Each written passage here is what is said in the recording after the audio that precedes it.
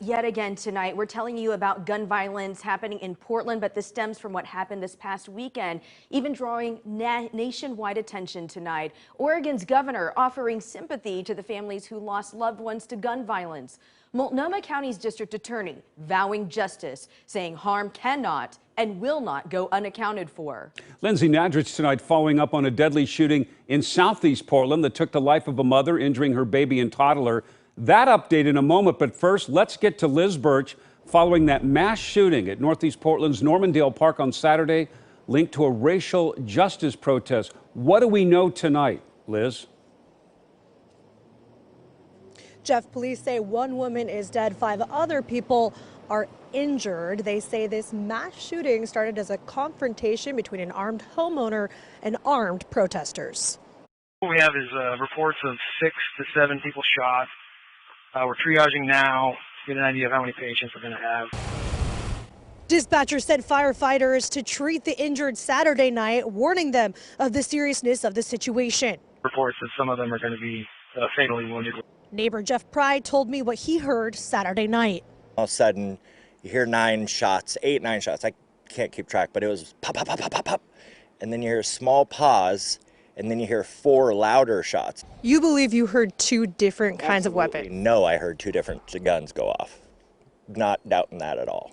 Pry says he's seen protesters armed in the past. No, that's usual, for sure. I mean, it was the first thing that caught my attention when I first saw it. It was like there's guns out basically brazenly saying, try us. I don't know what happened over there, but I'm not shocked at all. He says the protests can have a good purpose, but thinks some people go about it in the wrong way. It's just sad to see that 2 years ago, the city didn't look like this, didn't act like this, and it's been absolute chaos for the last 2 years. Sunday, police tried to hold a press conference. Our cameras were rolling as that was cut short by people shouting. Capture the narrative and lie. Later, PPB held another press conference, this one by Zoom. They wouldn't release suspect information, but asked anyone who saw or recorded what happened to reach out to them. Detectives believe there are quite a few people who either witnessed the incident or recorded it on video. They say many people left the park without talking to police. Back in the neighborhood where this happened, Pry just wants the violence to stop. I just wish everybody would speak with their hands, not their guns.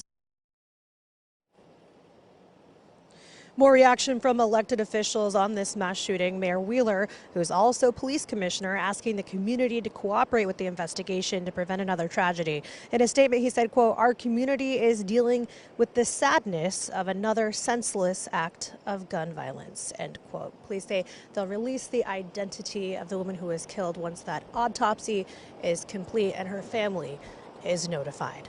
Live in downtown Portland, Liz Birch, KOIN 6 News.